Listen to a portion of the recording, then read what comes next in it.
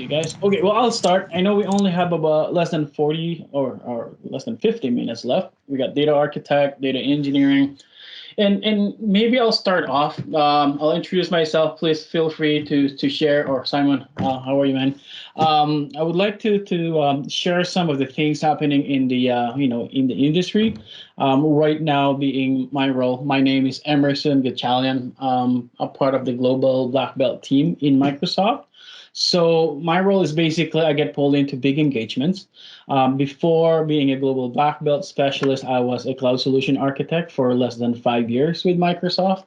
Before that is a history. I was like about 23 years now in data industry, if you will.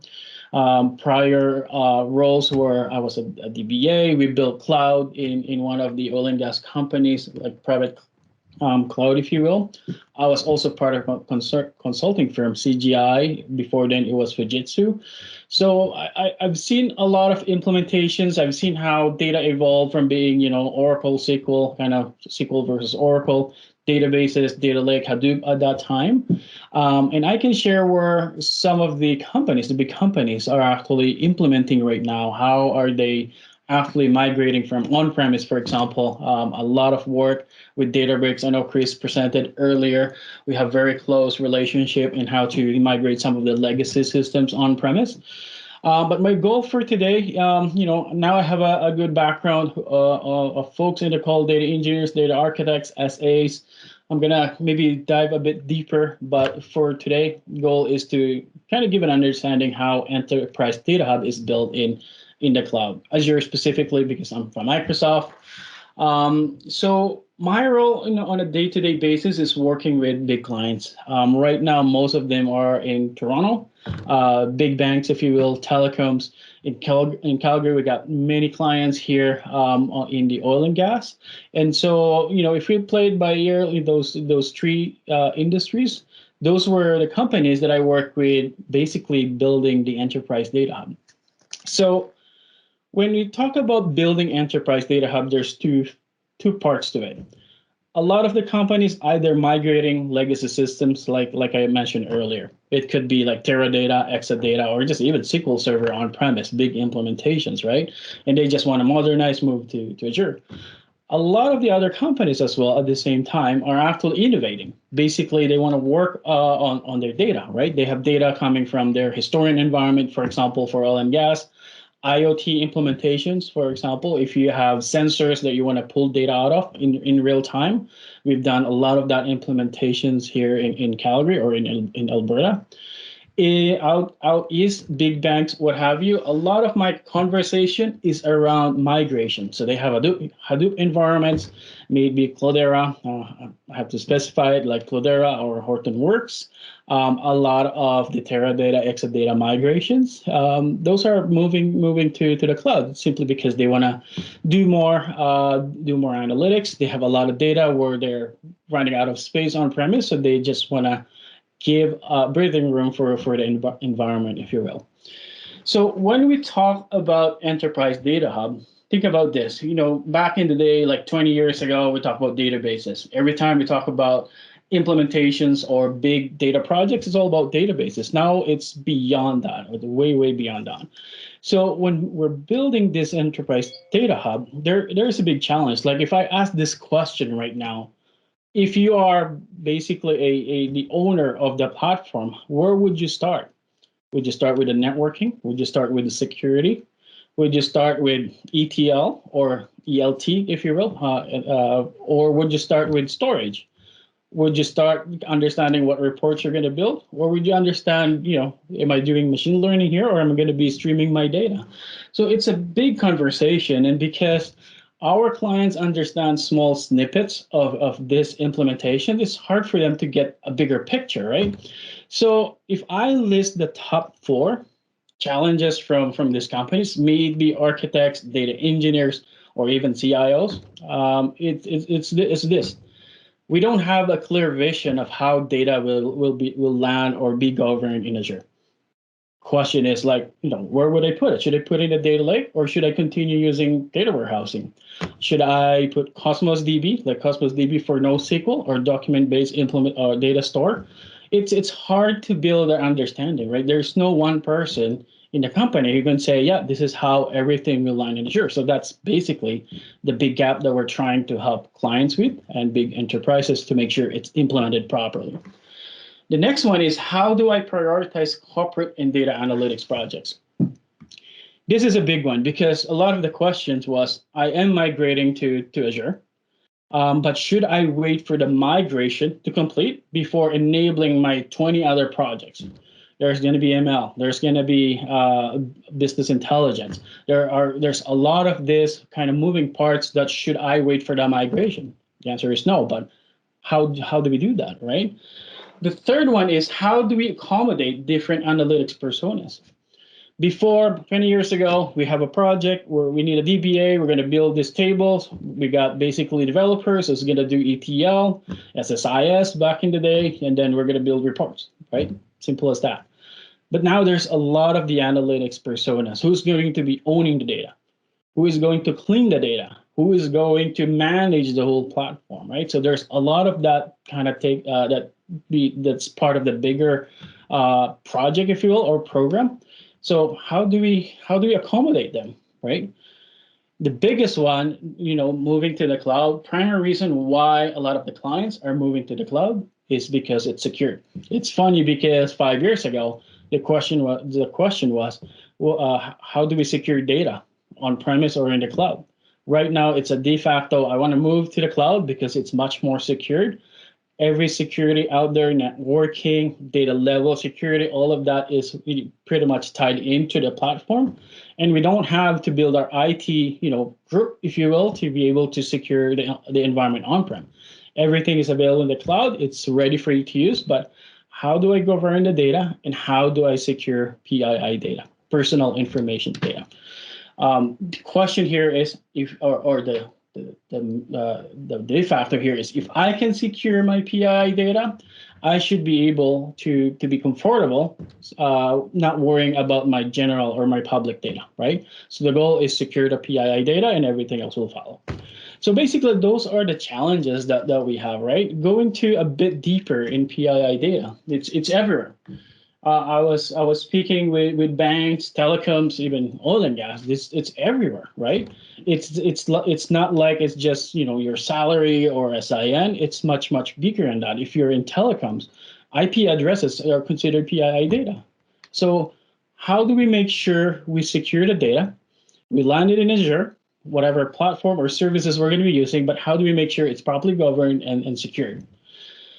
Next one is, this is an old practice, or I don't know if I can call it old. To me, how I see companies are actually implementing data in Azure or governing data in Azure is, there are challenges on-prem when it comes to tokenizing or anonymizing data. This is like making sure on-premise, if you were on-premise and you have a data lake on-premise, you have files inside that data lake. How do we make sure that it's not open? Basically, it's not written in SINs or in files, what have you. And a lot of the implementations where they tokenize that data or they mask the data, and maybe it's quicker to kind of understand. So they hide some of the data to make sure it is not exposed, just in case somebody gets inside the Hadoop environment or the data lake on-premise. So that's number one. But the challenge there is, yeah, we can tokenize data, but if we are talking about terabytes or petabytes of data, that's going to be a lot of overhead, right? Imagine how much compute we're going to be using to be able to tokenize that data. That's a lot of overhead, people, process, even cost is right there. But the biggest feedback that I got from the client is the risk on the data quality. Imagine you have your built-in tokenization or masking of that data inside the data lake. The risk is, I do not know if my program that I use to tokenize or mask the data is actually accurate across petabytes of data, because we don't have a way to test it. They know they can spot check it if it's right. And one other challenge is, what if you have multiple data sets and you have the reference integrity, right? This is a very common question. It's like, I have a key that I need to hide, but that key is what I use to actually refer to another data set. But because I'm masking this key, which has a relationship to another data set, How do I make sure that they are still matching, right? So it's a big question, and they don't know if they're doing it right. I know there are third-party applications or providers right now who can do this for you again, but the question is, how do we make sure it's all done right? So there's a lot of that question, and how do we make sure it's done right is the question. Of course, the very last one there is, how do we ensure that the right people will have access to the PII data?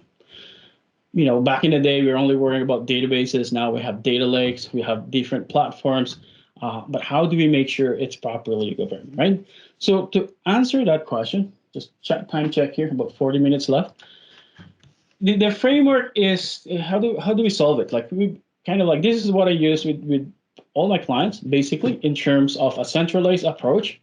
First is to define the analytics pattern. What are the different types of analytics? Is the ML? Is it data discovery? I'm going to go deeper into this a little bit later, but for now, I'll put it out there. Number one, discover the analytics patterns. The second one, I'll define the personas. So define who will touch the data, define who will own the data, define who will actually use the data. So there's a lot of these personas that we need to understand who is going to be working with the data. And the third one is the technologies. I know we try to be very, very simple in making sure that it is not overwhelming for everyone to understand what platform or technology we're going to be using. Back in the day, it's too oversimplified, if you will. Like, we talk about databases, and that's all where data goes, right? In a lot of cases, Hadoop was there, but if you think about big companies, not all of them are able to actually build their Hadoop environment. So define the technologies. There are so many basically methodologies out there. I'm going to share some as we go through, but I think it's important to understand where the company is going in terms of that data strategy, and maybe this framework will help guide them as to think about what is the best way to actually build the data platform. Should I follow the lake approach? Should I follow the warehouse approach? It's a big question, but hopefully I can provide some light as to what's the best way to prove it. And maybe, one company is different or has different needs compared to the other company. So our goal is to be flexible and making sure we're agile in how we're solutioning the environment, and not being very prescriptive, just do this and just don't go other methodologies, because it is just not the modern way of doing architecture, if you will. Finally, once we have defined these three categories here, then we can align all of them. So I'll start with the first one. After working with a lot of my clients, we were able to actually define the top analytics pattern being used by a lot of the companies. First, I sat down with multiple clients. Per client, we understand, okay, these are the 20 projects that we're going to be doing over the next year or so. There's more, but if you think about it, you can, there's different use cases, different data sets, but at the end of the day, there's analytics pattern. The first one is ingestion and curation. Before you think about this is like ETL, but now it became a pattern of its own. And I'll explain a little bit later why, but just taking data from different sources, may it be on-premise, may it be from your IoT or streaming environment, that is a pattern of its own, and it requires a lot of skills, a lot of technology, methodologies, if you will, and that's why it became a pattern of its own. But basically, take the data, and I want to clean that data. I want to integrate that data. So that type 0. Type 1 is discovery and onboarding. This became more and more popular over the last 5 years, maybe. This is where, for example, I have a project. I want to do machine learning. The problem is I don't know the data that I have, so I have to do discovery and onboarding. I have to kind of check the different data sets that I have, even data sets that I have not used before. I want to know if these different data sets, I'm going to be able to use them to be able to do my machine learning project, for example. So this is that part of that discovery that we need to serve the clients. The type 2 here, which is descriptive analytics, this is the most popular out there. Based on my role, I would say 95% is still this descriptive analytics. Everybody would like to get their data, integrate that data, and build insights out of it. Another role in my field, the data scientists, they're very focused on the type tree, which is predictive. This is basically the ultimate goal for a lot of the clients. Why they're building this environment is so that they can do predictive analytics. Over the last 5 years, maybe 5 years ago, everyone wants to go here. But the truth is we cannot go to type 3 before after type 0, 1, or 2. And I will explain a little bit later. Type 4, I'm actually myself was so surprised about the data exchange, but this became very obvious when basically we have big clients and they would like to get this data to another client or to another provider. A good example for this is we have clients where they don't have optimization practices in the company, right? So what they do is they actually ask third parties to actually do the optimization. It's a different practice, analytics on its own, and finding that expertise there is very difficult in technology. So what they do is they ship that data, their data sets, over to the third party, and then they can do their optimization, and then everything, the results of the optimization will be sent back to the client. So it's obvious that data exchange is really critical for these companies. Now, this is the patterns, the basic patterns that we can think about. There are other patterns, but these are the type 5, type 0 to 4, 5 patterns that is very common. There are patterns out there, which is like an operational data hub. Basically, you're doing analytics against your transactional data, if you will. So there's a lot of that. There's time series, there's streaming. But for now, we'll focus here. And then, depending on the use cases or the client, we can add different patterns. But for today's presentation, we'll focus on this. So we have defined the patterns and then the practices. Now let's define the technology. We got 30 minutes left. So earlier we talked about the different types. We got type 0, ingestion and curation. We got type 1, type 2, type 3, and type 4.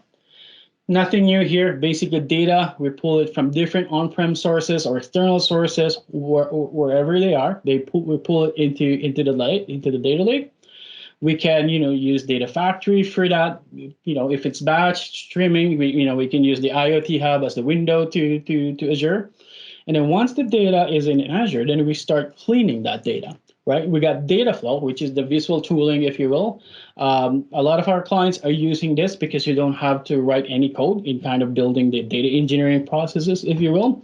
But underneath this one, it runs on top on Databricks. So and if you have very complex data engineering work, then absolutely Databricks, let's use it. It's very powerful, especially on big data. So this is like the ongoing standard that we push forward. We have great partnership with Databricks. So this is that ingestion and curation. Now, as you can see here, this type 0 became a pattern of its own simply because this type 0 is feeding data to the other patterns.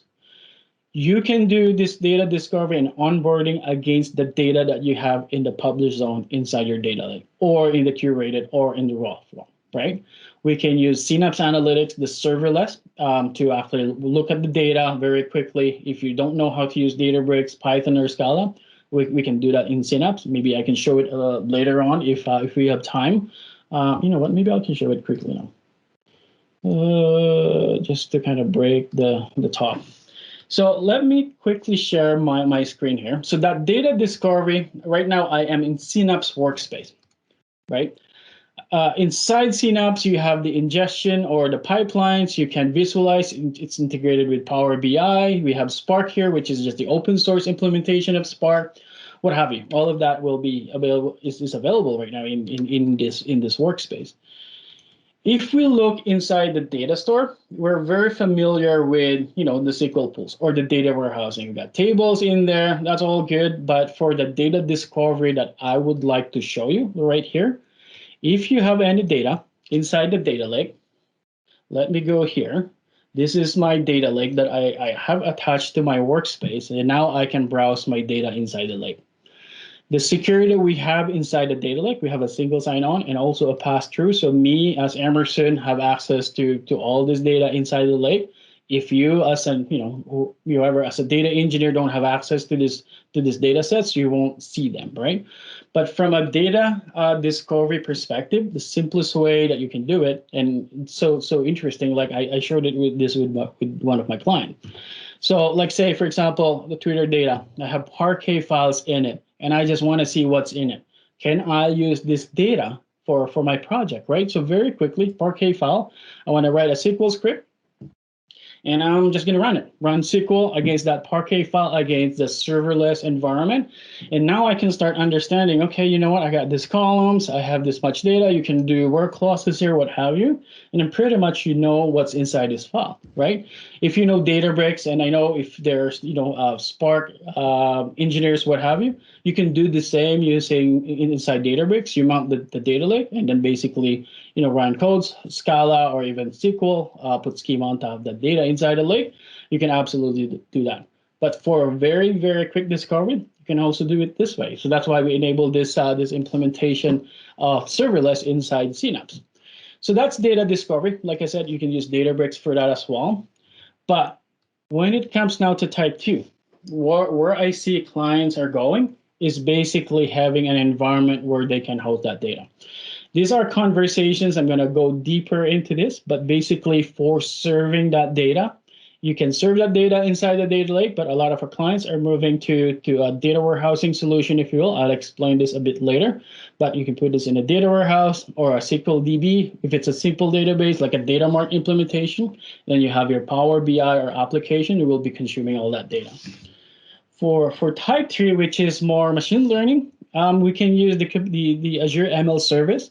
This is where you have your pipelines, you train your models here, you can have some computes. It's also tied with Databricks. So if you have big data that you would like to, to train the data, you have your models and you want to train that data, you have options there, right?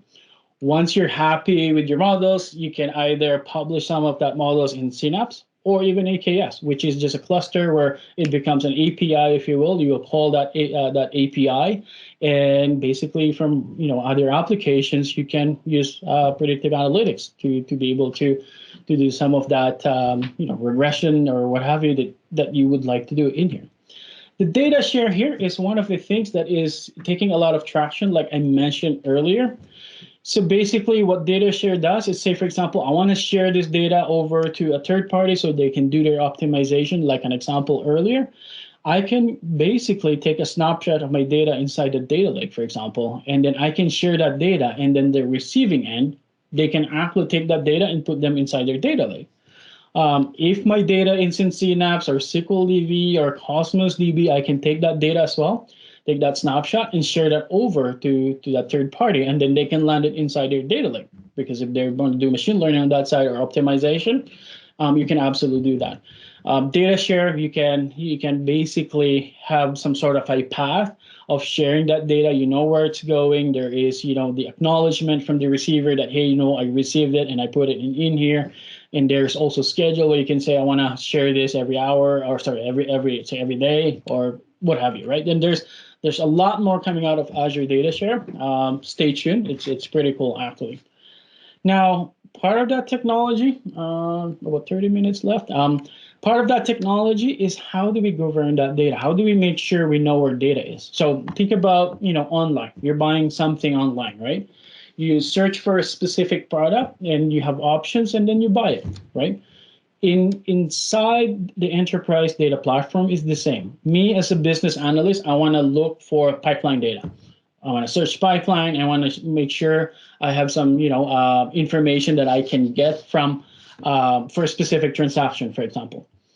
And that data can be inside Synapse or SQL database, or is inside a data lake. But the important part there is I'm able to actually track where that data is. So by using a catalog technology inside the Purview, I'm going to share more information on that later. I can say pipeline data related to a customer is inside a data lake, or it's inside Synapse, Cosmos DB, or SQL DB. It is very easy to track. I'm going to dig deeper into that, including lineage and some of the other data governance requirements. But think about Purview as to kind of like your upper, how to call this, layer that will make sure you know where your data is and you know what's happening to your data from step 1 all the way to step 10. So that's the technology part of that alignment. Now let's look at the personas.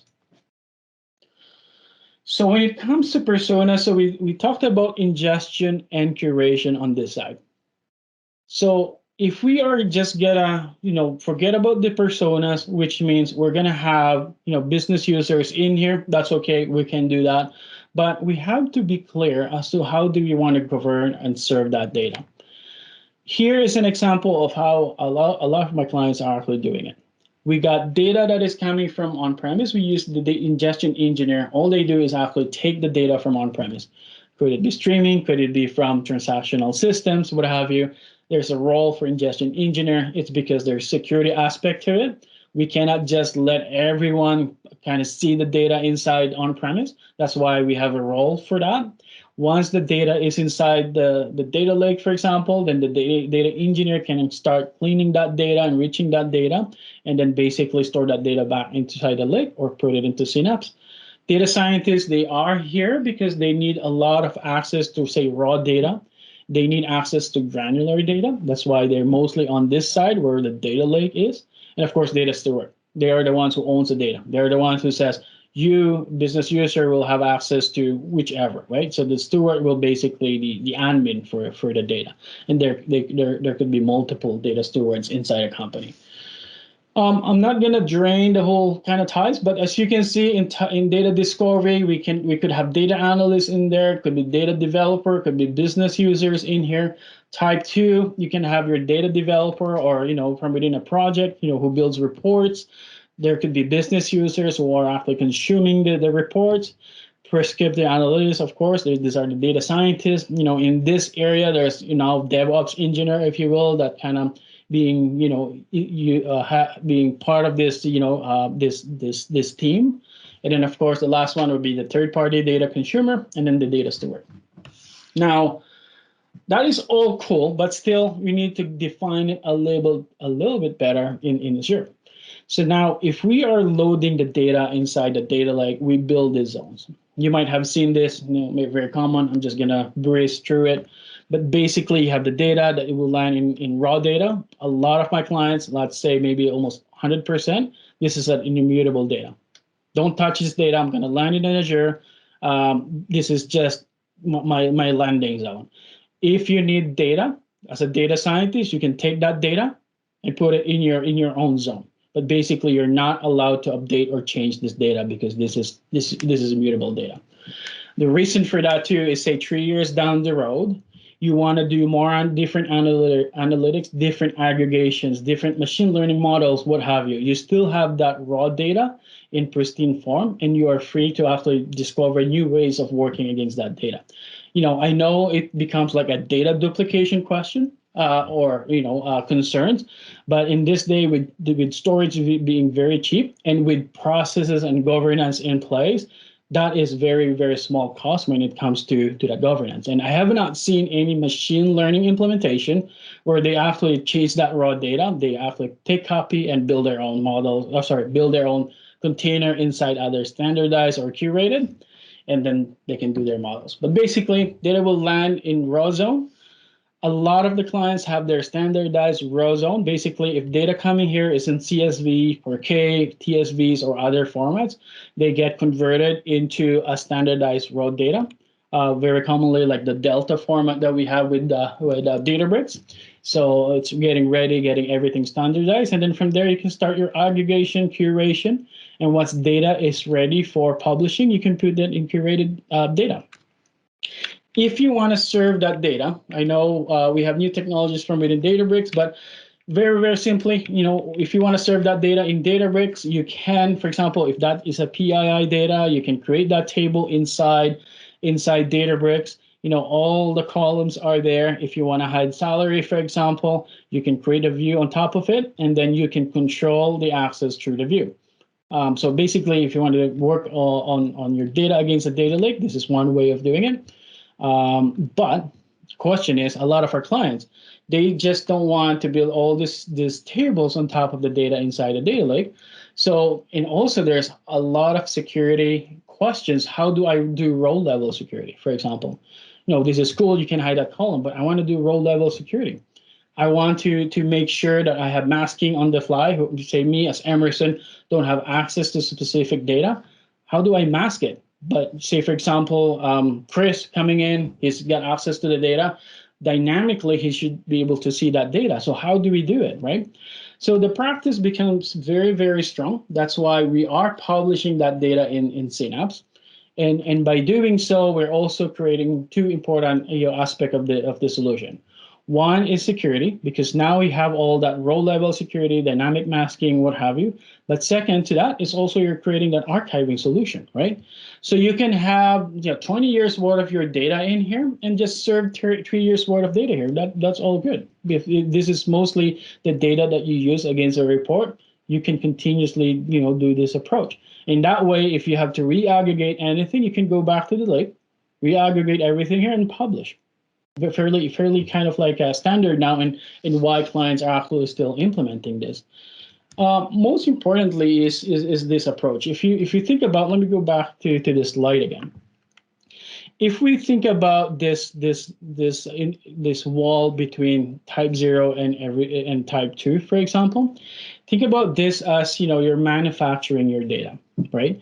Think about manufacturing cars. You paint your cars, you attach the wheels, you put the windshields there, what have you. Everything to assemble the car is happening on this side. Once your data or your car is ready for selling or for showing, if you will, it goes to the showroom, right?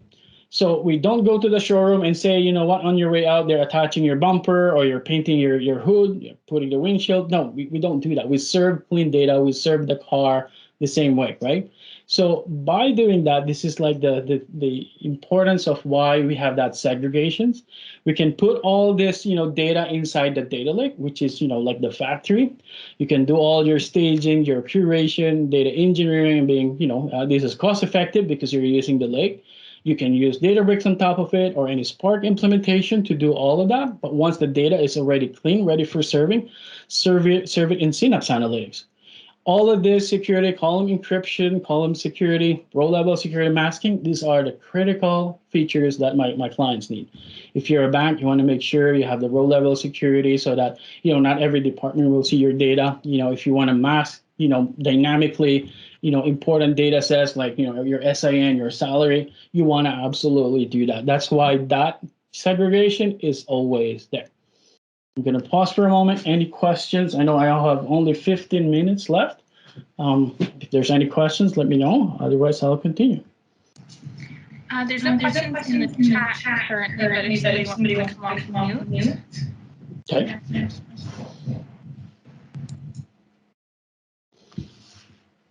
Cool. Okay, I'll continue. I know I have only about 10 minutes left, so I will proceed. Now, when it comes to data governance, so it's all cool. We got every data that we have in the data lake. We clean it with Databricks, and we kind of serve all this important, different types of analytics. But how do we do data governance? Data governance is making sure that data is available to data producers and consumers, right? Data engineers means they want to know where my data is so that I can clean them, integrate, what have you. And of course, data officers, they are basically accountable to the data. Understanding what type of data do I have inside the whole platform, understanding how I can secure all of them. So basically all these boxes here are basically competencies that we want to make sure is in place if we are working on Data Hub and making sure we have a data governance. Data discovery, business glossary and data catalog, it's basically understanding where my data is. My pipeline data, is it in the lake, is it in Synapse or in SQL DB? Next one is the, the data quality. Understanding that, my data is actually clean. Part of that too is understanding my profile of my data. If I go to my Synapse environment, at least I want to see what's like my maximum or minimum or average for this data. That's part of that data quality, profiling of that data. Master data management, because, a lot of our schemas we maintain, there's the schema drift, a lot of that, and master data, how do we make sure that we have our reference data well kept? There are versions of the reference data, for example. How do we manage all of that? Data sharing, I think that's critical now, because now we're sharing data over from one company over to a provider or vendor. how do we make sure we're not really shipping a data that is not supposed to be shipped? So that's by data sharing. You want to maybe mask the data even before sending that data over, or just don't share that data at all, right? So a lot of this is part of that data governance. And so if you look at the implementations that we have with Purview, this is exactly what we are building moving forward. Right now, what we have is that data discovery. Data discovery is understanding where your data is, like I mentioned earlier. Part of that too is classifying that data. For example, we have searched the data inside the lake or inside Synapse. By auto-classifying your data, you know which ones are confidential, which are SIN. You know what? Let me quickly see if I have that open. Let me open up a Purview. Hopefully it's fairly quick to open. So say, for example, your data is inside a data lake, it's inside Synapse, then what? So what, right? So what you want to do is classify them. So from within Purview, you can start classifying them automatically, right? It will detect that, these are some of the classifiers that we have kind of built in. You can say, okay, this is a national ID. It should be confidential. It's the driver's license. It should be confidential. It is, what have you, right? German, all of that is pre-classified for you. But basically, you can also build your custom classification, maybe not in any of this list, and you can also do that. So once you discover that data inside the lake or anywhere else inside the platform, you can say all this data are public data. This data are confidential, so you want to classify them. And then in the future, what you can do is, after classifying the confidential, you can start masking those data very, very quickly, because now you have this inventory in here, right? So that's number one. Another thing that is part of that Purview now is, say, for example, let me go here. Of course, we want to search the data. We want to search our platform where the data is. Here is an example. I want to look for a very specific, keyword, company data aggregation. That's what I want. I have it in a data factory as part of that lineage. It's also in my SQL database. So if I look here now, I have better information about, about this data set. These are the glossary terms that is part that we attach to the data set. But the most important thing that I've seen clients really, really want to have is this lineage. I hope this one has the lineage. Perfect. Okay.